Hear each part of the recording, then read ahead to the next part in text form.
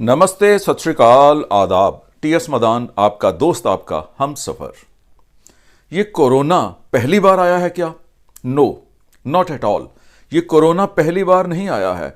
Corona एक दुख का नाम है, एक वायरस का नाम नहीं है। ये एक दुख का नाम है और हर किसी की लाइफ में कम से कम एक बार कोरोना जरूर आता है, यानी दुख जरूर आता है। जिसको कैंसर हो जाता है उसके लिए कोरोना नहीं है क्या? किसी को HIV हो जाता है उसके लिए कोरोना नहीं है क्या? किसी का व्यापार डूब जाता है उसके लिए कोरोना नहीं है क्या? मैंने कुछ पॉइंट्स आज नोट किए हैं जो मैं आपके साथ डिस्कस करना चाहता हूं। इस वीडियो को पूरा देख लेना, पूरा देख लेना, पूरा देख लेना। मैं दावे से कह सकता हूं, मैं आपके दुख तो कम नहीं कर पाऊंगा, लेकिन दुख महसूस कम हो, यह मेरा आज प्रयास रहेगा। मैंने अराउंड 10 एग्जाम्पल्स निकाली हैं। हर एग्जाम्पल कहीं ना कहीं आपकी लाइफ के आसपास घूमती होगी, रेलेवेंट होगी, आपको दिखाई देगी कि ऐसा कुछ आपके साथ भी हुआ था। ये जो हाहाकार मची है ना, कोरोना आ गया, बिजनेस का क्या बनेगा, कोई कहते हैं हमारे प्रोफेशन का क्या बनेगा, कोई कहता है जी घर में हमें खुद काम करना पड़ रहा है, कोई कहता है जी गरीब कहाँ जाएंगे, कोई कहता है मंदिर गुरुद्वारे कैसे खुलेंगे, कोई कहता है मेरे होटल कैसे खुलेंगे। ये 10 एग्जाम्पल्स अंदाज़ा आपको दे रहा हूं, आपको आइडिया हो जाएगा। और उसके बाद कैसे इन दुखों से बाहर निकलना है ताकि कम से कम महसूस हो, वो भी थोड़ा सा आज आइडिया देने वाला हूं। अगर ये वीडियो अच्छी लगे, मैं इस वीडियो में कॉपीराइट वाला कॉलम हटा दिया है मैंने, यानी क्रिएटिव कॉमन में डाल रहा हूं। अगर ये आपको वीडियो अच्छी लगे, डाउनलोड मारना, डाउनलोड मार के अपने चैनल पे भी डाल देना और बेशक मोनेटाइज भी कर देना। फेसबुक पे अपने पेज पे डाउनलोड मार के अपने पेज पे डाल देना। वैसे शेयर करना है वैसे शेयर कर देना, आपकी मर्जी है। अगर आपको कुछ मिले तो लोगों को दे देना। तो मैं आपके साथ डिस्कस कर रहा था, कुछ पॉइंट्स आपको देने वाला हूं। हमारे परिवार में एक लड़की है जिसका नाम है कंचन गाबा। हमारी भतीजी ही लगती है, मान लीजिए। उनके पिताजी हमारे परिवार के बहुत नजदीकी हैं। कंचन गाबा आज शायद 40-42 साल की एज की होंगी। 8 साल की उम्र में जब वो अभी स्कूल की शुरू की क्लासेस में थी तो एक रात अचानक उसकी आंखें बंद हो गई। सुबह उठी, उसको कोई दिखाई नहीं दे रहा था। दुनिया के हर हॉस्पिटल को दिखाया गया, हर आई स्पेशलिस्ट को दिखाया गया, किसी को उसका इलाज नहीं मिला। कोई ऐसी बीमारी थी, मैं टेक्निकली नहीं जानता हूं, कोई ऐसी बीमारी थी जिसका कोई इलाज नहीं मिला। और 1 साल भागदौड़ करने के बाद परिवार ने स्वीकार कर लिया कि उनकी बेटी की आंखें अब ऐसे ही रहेंगी, उसको कुछ दिखाई नहीं देगा। और उसके बाद उसको ब्लाइंड स्कूल भेजा गया और आज की डेट में 2 राष्ट्रपति अवार्ड वो ले चुकी हैं। माउंटेनियरिंग की वो मास्टर हैं, स्काउटिंग गाइडिंग में उसने अवार्ड्स लिए हैं। ऑल इंडिया ब्लाइंड एसोसिएशन की प्रेसिडेंट हैं कंचन गाबा। फेसबुक पे देखना। जब उनकी आंखें बंद हुई होंगी तो उनके परिवार के लिए तो कोरोना ही था ना, कोरोना से भयानक था। कोरोना में तो फिर भी कह रहे हैं वैक्सीन आ जाएगी, उसको तो बेचारी को वैक्सीन भी नहीं मिली। लेकिन आज वो बेचारी नहीं है, हम लोगों से भी ज़्यादा काम करती हैं, हम लोगों से ज़्यादा समाज सेवा करती हैं। ये रही एक एग्जाम्पल। एक और एग्जाम्पल सुनिए। मेरे परिवार में तो बहुत एग्जाम्पल्स हैं। मैं आज कुछ अपने परिवार की देने वाला हूं, कुछ दूसरों की देने वाला हूं। मेरे दादाजी, मेरे ग्रैंडफादर, मेरे पिताजी के पिताजी, मैंने उनको देखा नहीं है, मेरे जन्म से पहले ही उनकी डेथ हो गई थी। वो चावल का बिजनेस करते थे, चावल का। और कहा जाता है आज से 70-80 साल पहले इंडिया में चावल का बिजनेस करना गवर्नमेंट ने बैन कर दिया था। मुझे डिटेल नहीं पता, मैंने डिटेल में जाने की कोशिश नहीं की है, लेकिन जो बोल रहा हूं वो सही है। चावल का बिजनेस अलाउड नहीं था, आप चावल का बिजनेस नहीं कर सकते हो। क्या था, क्यों किया, मैं उस डिटेल में नहीं जाना चाहता। और मेरे ग्रैंडफादर चावल का काम करते थे, उनका नाम भी यही था, भोला सिंह चावल वाले, और काम उनका बंद हो गया। जायदाद बहुत थी, घर बहुत थे, हर साल एक घर बेचते थे और एक साल रोटी खा लेते थे, फिर हर साल एक घर बेचते थे, रोटी खा लेते थे। और जब सारे घर बिक गए तो उस समय बेचारे भगवान को प्यारे हो गए, पूरे हो गए। तो जब चावल का बिजनेस 20 साल बंद रहा होगा तो वो कोरोना नहीं था क्या उनके लिए? 20 साल, 20 साल। मेरी बिजनेस के टाइम पे, आज से कोई 21-22 साल पहले,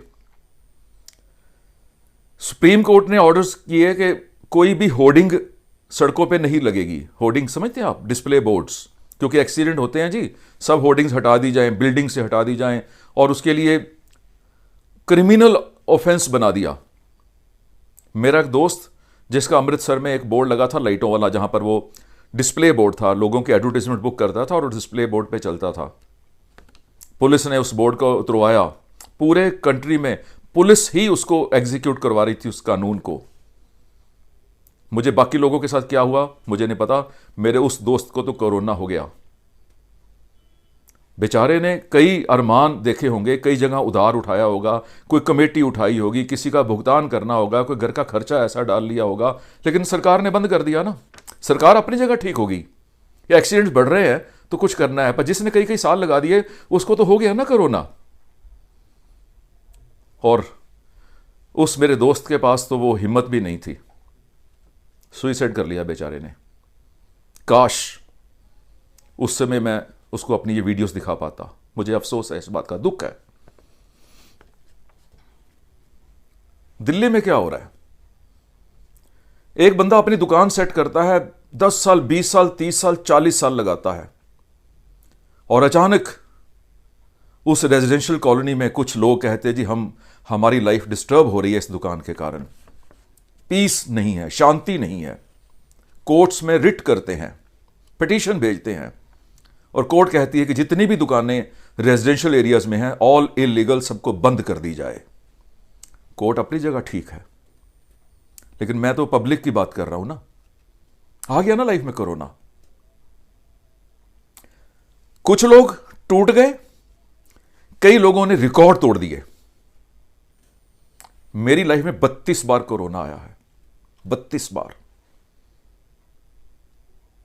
किसी की लाइफ में एक ही बार आता है तो वो टूट जाता है, हमारी लाइफ में 32 बार आया। हमने रिकॉर्ड तोड़े हैं, खुद नहीं टूटे हैं, क्योंकि दुख नाम बदल के आ रहा है, नाम बदल के आ रहा है। आगे सुनिए, अभी तो मैंने बात शुरू की है, कुछ चीजें आपको भी पता है।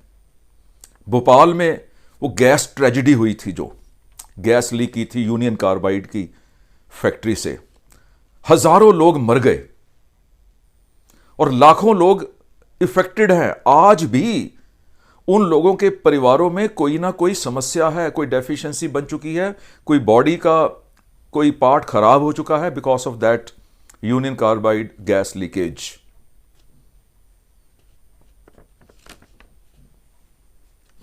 क्या सोचते हो यार आप? परेशान हो रहे हो?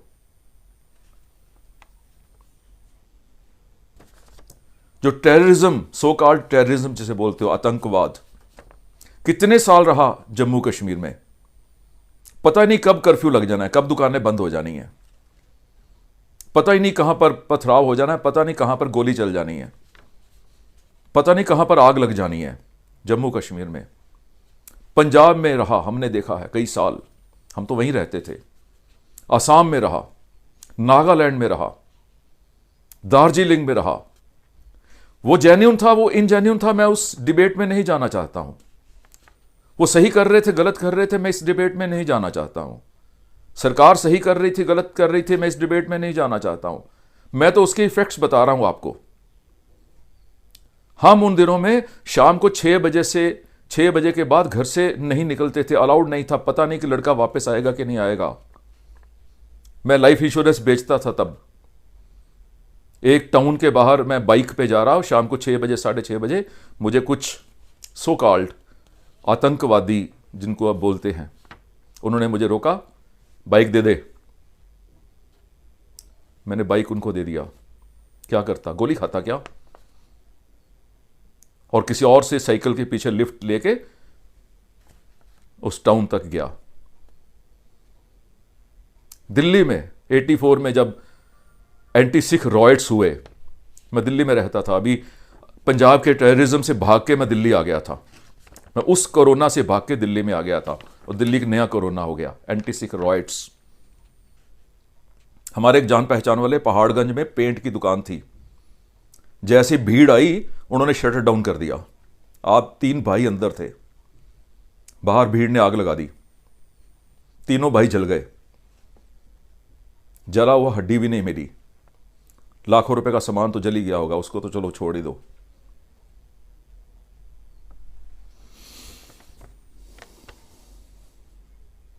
और दिल्ली के सिख रॉयट्स बहुत ज़्यादा पुराने नहीं हैं, आप लोगों में से बहुत लोगों ने उसके बारे में सुना भी होगा क्या हुआ था।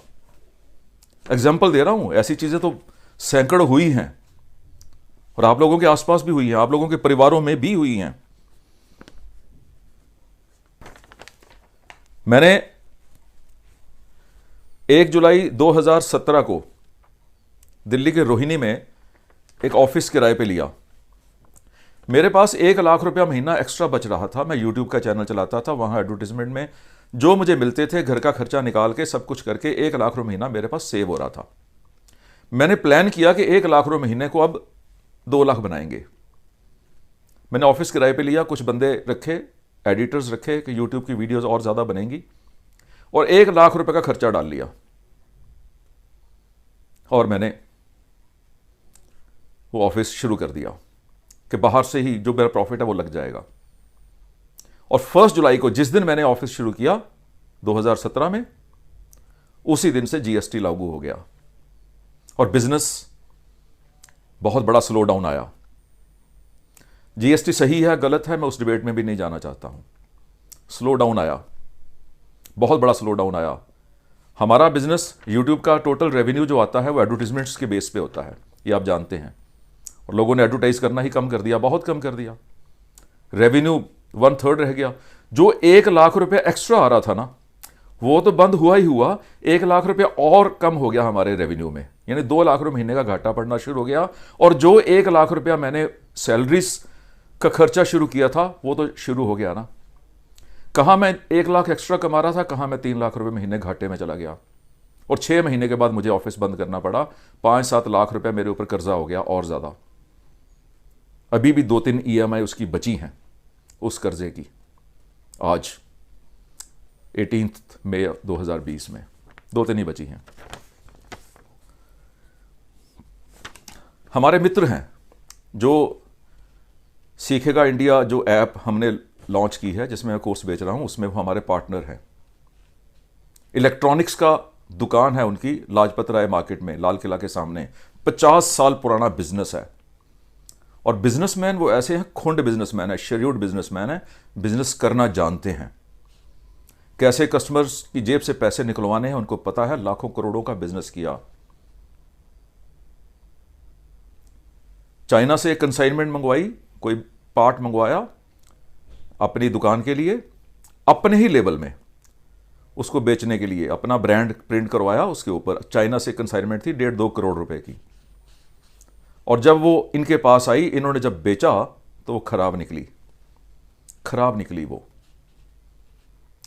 अब कस्टमर से वापस लेना पड़ा क्योंकि अपना ब्रांड था। ये नहीं कह सकते थे कि चाइना की है, मेरी गारंटी कोई नहीं है, अपने ब्रांड में बेच रहे थे।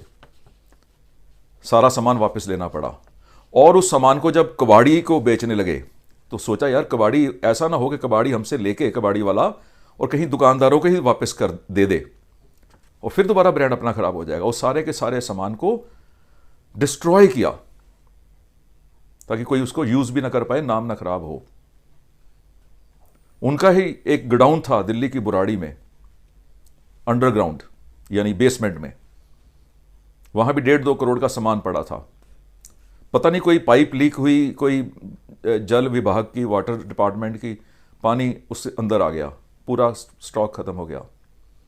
और अल्टीमेटली ये हाल हुआ कि वो शेड्यूल्ड बिजनेसमैन जो एक चीज था, उस एसोसिएशन के प्रेसिडेंट लाजपत राय मार्केट करोड़ों रुपए के कर्जे के नीचे आ गए, घाटे पड़ गए। कोरोना नहीं है क्या ये? लेकिन अपने आप को निकाला पॉजिटिव होके। मैं वो लास्ट में बात करूंगा आपके साथ, अभी आगे सुनिए। एक दो एग्जांपल और सुन लीजिए, बहुत लंबी वीडियो हो जाएगी, 15 मिनट्स की हो गई है, 5-7 मिनट और करते हैं, उसके बाद इसको ख़त्म करेंगे।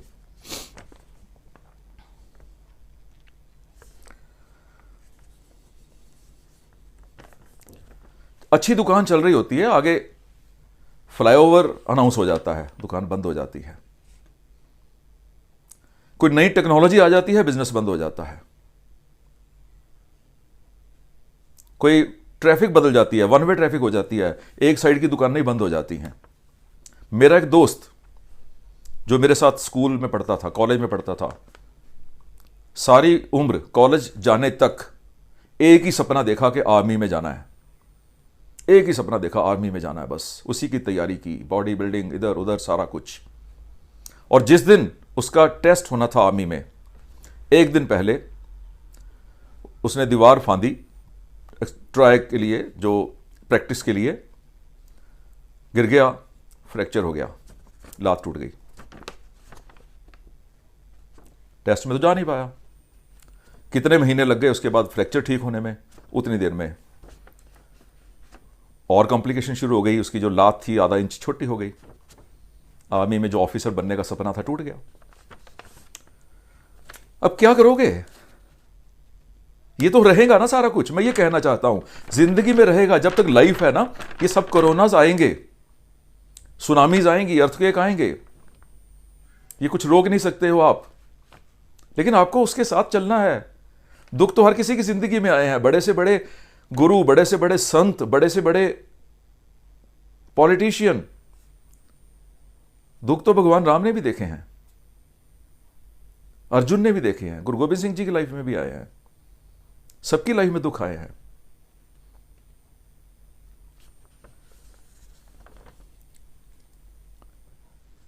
एक दो और एग्जांपल्स, एक एग्जांपल और डिस्कस करते हैं, उसके बाद फिर मैं बात करूंगा कि इसमें से इन दुखों का मुकाबला करना कैसे है।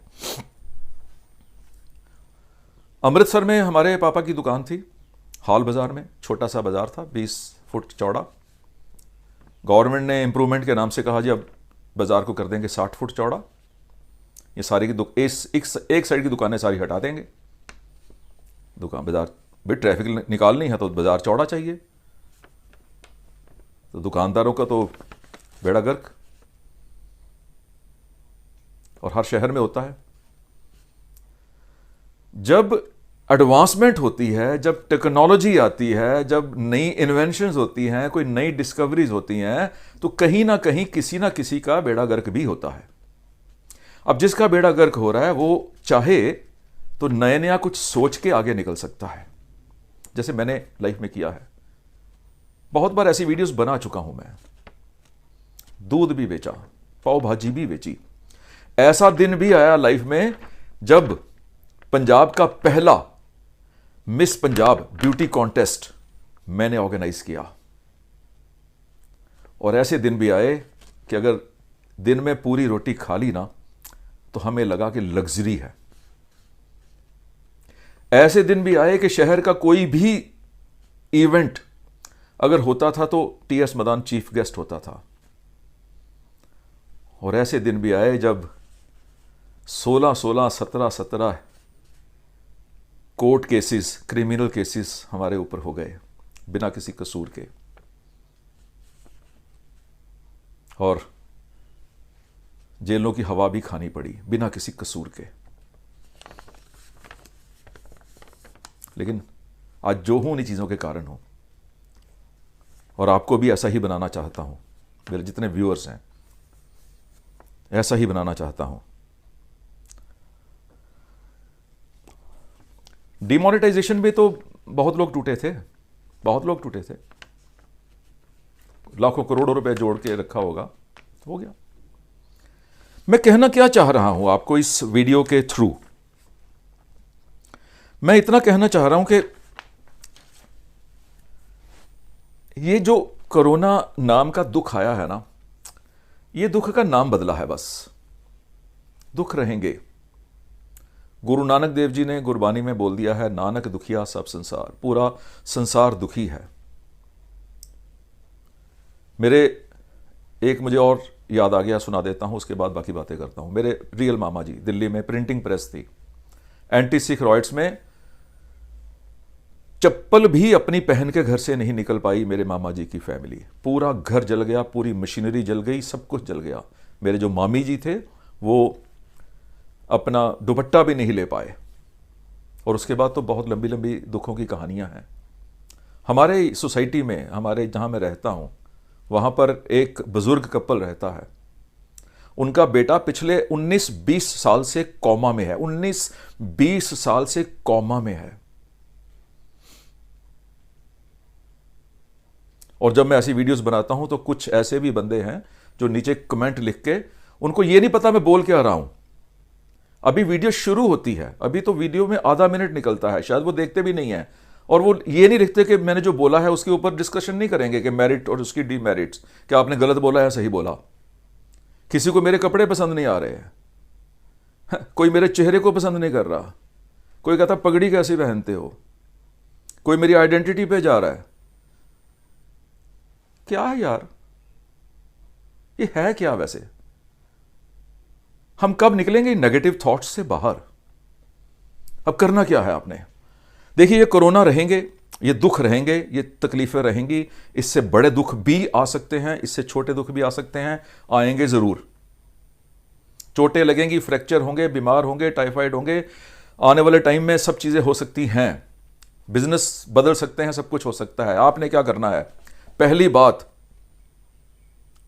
जब तक आप जिंदा हो दुख है बस। इसलिए खुश हो जाओ कि हम दुखी हैं, क्योंकि इसका मतलब हम जिंदा हैं।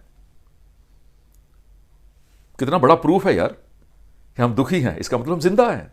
इससे बड़ी और चीज क्या हो सकती है? जिंदा है तो फिर दोबारा कुछ कर लेंगे ना। किया है यार, दोबारा कुछ कर लेंगे ना। तो आपने करना क्या है? पहले तो आप पॉजिटिव रहिए, पॉजिटिव, बिल्कुल पॉजिटिव रहिए। हर प्रॉब्लम का सोल्यूशन होता है, हर पजल का सोल्यूशन होता है, हर दुख के पीछे सुख छिपा होता है। ये मेरी अलग अलग वीडियोज हैं जिसमें नहीं जाने वाला हूं। हर दुख के पीछे सुख छिपा होता है। हर नेसेसिटी, जरूरत अपने आप आपको रास्ता दे देती है। छोटी सी मैं चीज सोच रहा था सुबह कि अगर ये कोरोना के कारण होटल्स 2-3 साल बंद रहे तो क्या होगा। तो मेरे दिमाग में बहुत सी पॉसिबिलिटीज आ गई। एक पॉसिबिलिटी आई कि भाई हॉस्पिटल तो बंद नहीं होंगे ना, तो डिपेंडिंग अपॉन दी लोकेशन वो होटल को हॉस्पिटल में कन्वर्ट कर दिया जाएगा और ज्यादा चलेगा, ज्यादा पैसे आएंगे। दूसरी पॉसिबिलिटी आई कि अगर उसके नजदीक कोई इंस्टीट्यूट है तो हो सकता है उनको पेइंग गेस्ट अकोमोडेशन चाहिए हो सकता है। मैं पॉसिबिलिटी देख रहा हूं केवल। ऑफिस कॉम्प्लेक्स खुल सकता है। किसी का होटल मान लो किसी मार्केट के नजदीक है तो वहां पर हो सकता है दुकानदार अपने गोडाउन्स के लिए कमरे किराए पे ले लें, उनको सहूलत मिलेगी तो किराया ज्यादा दे देंगे। बहुत सी पॉसिबिलिटीज हैं। सुबह बात हुई, कहते जी बैंकेट हॉल वाले क्या करेंगे अगर ऐसे ही शादियां 50-50 लोगों में हुई तो। अरे आज की डेट में जितनी ई कॉमर्स कंपनीज हैं उनको बड़े बड़े वेयर हाउस किराए पे लेने हैं, वो ले रहे हैं। जहां मैं रहता हूं वहां आसपास होटल बैंकेट हॉल नहीं बन रहे, वेयर हाउस बन रहे हैं, बड़े बड़े गोडाउन बन रहे हैं और लाखों लाखों महीना वो बैंकेट हॉल से ज्यादा पैसे कमा रहे हैं। तो बैंकेट हॉल वाले वेयर हाउस वालों को किराए पे दे देंगे। एग्जाम्पल दे रहा हूं, पॉसिबिलिटी ले रहा हूं। अरे बहुत रास्ते निकलेंगे। आज एक रास्ता बंद हुआ है ना, बहुत रास्ते निकलेंगे। मैं आपको पक्का निकलेंगे कैसे? निकलेंगे तभी ना अगर आप पॉजिटिव रहोगे तो। पॉजिटिव रहो, पॉजिटिव लोगों के साथ बैठो, पॉजिटिव मैसेज रिसीव करो, पॉजिटिव मैसेज फॉरवर्ड करो। दुनिया तबाह होने वाली है जी, वो हो जाएगा जी, क्या यार, कुछ नहीं होने वाला है, कुछ नहीं होने वाला। और अगर होना भी है तो होना है फिर। हम पूरी उम्र लिखा के नहीं आए भगवान से कि भाई ये तो बंदा 1000 साल जिएगा।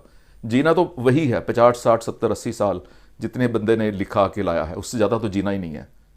वो कोरोना से मरे, वो एक्सीडेंट में मरे, वो टाइफाइड से मरे, वो बाथरूम में गिर के मरे, या कहीं पंखा ऊपर छत से नीचे सिर पे आ गया वैसे मरे।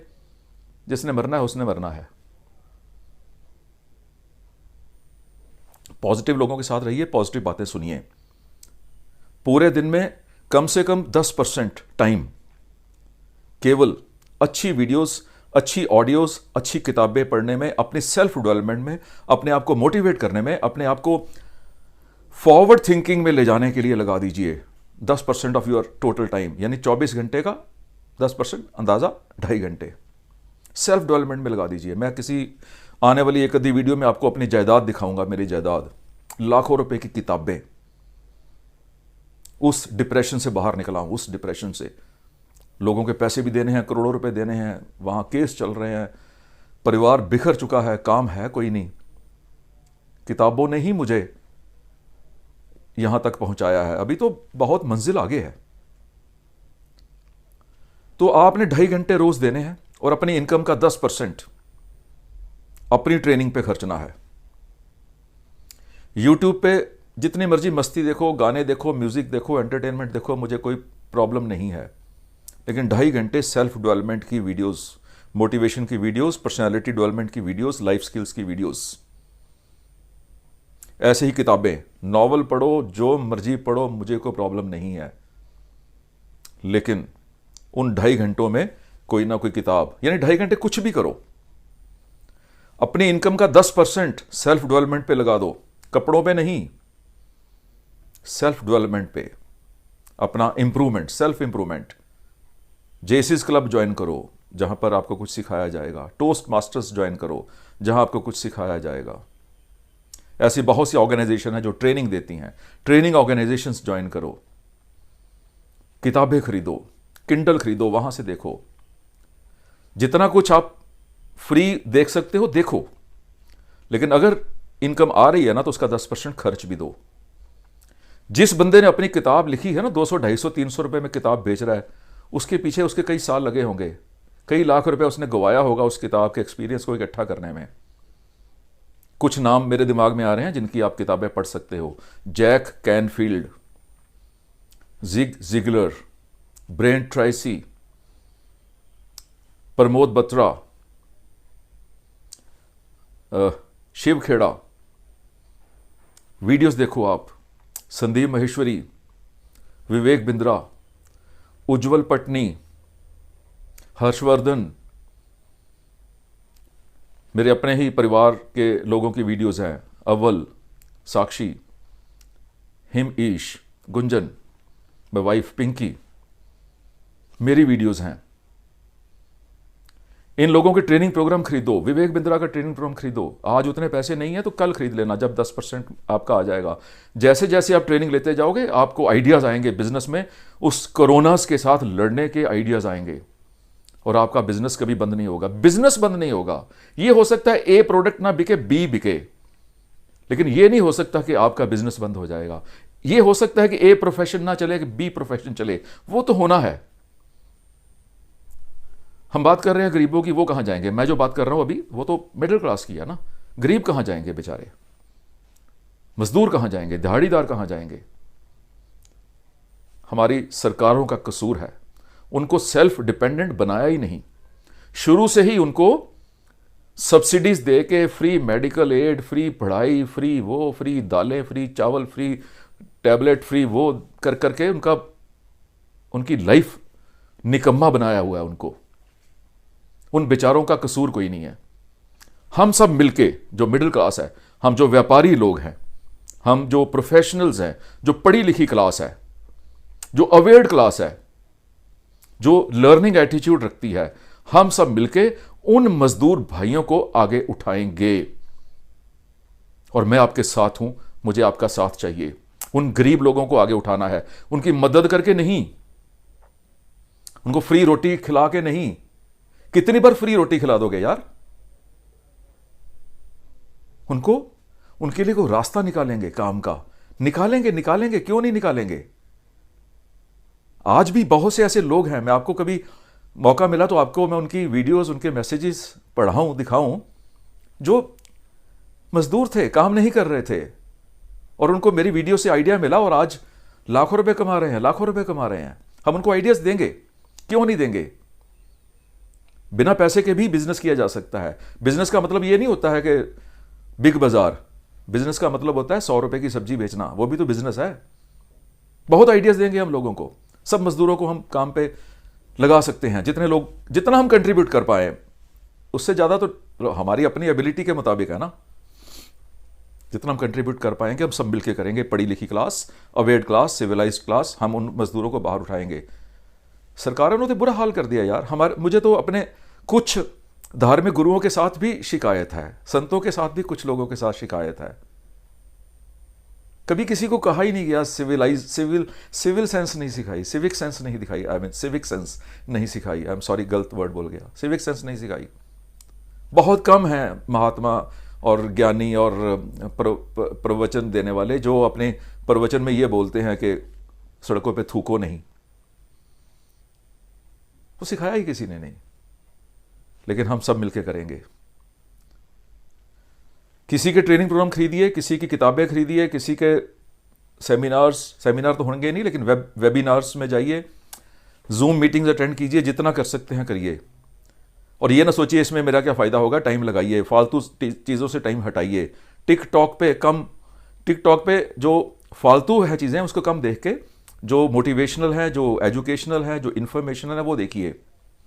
और इच्छा हो तो मेरा ट्रेनिंग प्रोग्राम भी खरीद लेना, ग्राहक की ना को हाँ में कैसे बदलें। पैसे तो कमाऊंगा इसमें, मैं करोड़ों रुपए कमाऊंगा, इसमें डाउट नहीं है। लेकिन आपको टैक्स करके, आपको परेशान करके नहीं कमाऊंगा। 1000 में कोर्स बेच रहा हूं, 180 रुपए GST, 1180 रुपए में एक एक बंदे को दे रहा हूं। क्योंकि मैं बहुत पैसे कमाना चाहता हूं, इसलिए मुझे इसकी टर्नओवर बढ़ानी पड़ेगी, ना कि एक ही बंदे के गले में नाखून डाल के उसी से 25,000 50,000 निकाल दूं। और अगर मैं चाहता तो 50,000 में बेच सकता था मैं। लेकिन मेरा विजन है हर रेडी वाले को, हर मजदूर को, हर दुकानदार को, हर मिडिल क्लास को, जो भी बंदा डिप्रेस्ड है, जो भी बंदा परेशान है, स्ट्रेस में है, जितना हो सकेगा मेरी तरफ से, चाहे मैं ज्ञान बांटूं, चाहे मैं मोटिवेट करूं, चाहे उनको मैं कोई आइडिया दूं, जो मेरी तरफ से होगा मैं तो करूंगा, जितना भी कर पाऊं। चाहे मैं 20 लोगों के लिए कर पाऊं, चाहे मैं 20,000 लोगों के लिए कर पाऊं। और आप भी यही कुछ कीजिएगा जितना आप कर पाएं। भगवान बैठा है आपकी मदद करने के लिए, अल्लाह खुदा वो वाहिगुरु बैठा है आपकी मदद करने के लिए। लेकिन आप उन नेगेटिव चीज़ों से बाहर निकल आइए, सब कुछ सही चलेगा, हर चीज़ सही चलेगी। बहुत गोल्डन पीरियड है आगे आने वाला, वो आपके ऊपर डिपेंड करता है कि आप उसको लेते कैसे हो। लेकिन गोल्डन पीरियड आने वाला है आगे, और गोल्डन पीरियड ही रहेगा। जो उसको गोल्डन समझेंगे उनके लिए, जो उसको गलत समझेंगे उनके लिए तो डार्क पीरियड ही रहेगा। और दोनों तरह के लोग मैंने शुरू से देखे हैं इस उम्र तक। उसी चीज़ में एक बंदा कह रहा है यार क्या मौसम है, दूसरा बंदा कह रहा है क्या मौसम है यार। एक बंदा कह रहा है क्या यार मज़ा आ रहा है आज की धूप में, दूसरा कहता है यार धूप चुभ रही है। तो बस और लंबा नहीं करता हूँ। अगर मेरा कोर्स खरीदना होगा तो फिर उसका लिंक मैंने डिस्क्रिप्शन में डाल दिया है, वो आपकी मर्ज़ी होगी। अगर आप बाकी लोगों के ट्रेनिंग प्रोग्राम खरीदना चाहें ज़रूर खरीदिए। हिम ईश मदान अव्वल दोनों का ट्रेनिंग प्रोग्राम बिक रहे हैं, वो भी लीजिएगा। अगर आज पैसे नहीं हैं तो फिर कुछ रुक के ले लीजिएगा। अगर और ज़्यादा पैसे हैं तो फिर विवेक बिंद्रा, उज्ज्वल पटनी, पुष्कर राज, इन लोगों के ट्रेनिंग प्रोग्राम भी लीजिएगा। और लोगों को मुझे नाम इस समय ध्यान में नहीं आ रहे हैं, तो इनके ट्रेनिंग प्रोग्राम भी खरीदिएगा। जितना भी खरीद सकते हैं खरीदिएगा, किताबें खरीदिएगा, भर लीजिए। 10% of your income and 10% of your time self development में। सो इजाज़त दीजिए, मेरा आशीर्वाद आपके साथ है। God bless you, God bless you, God bless you.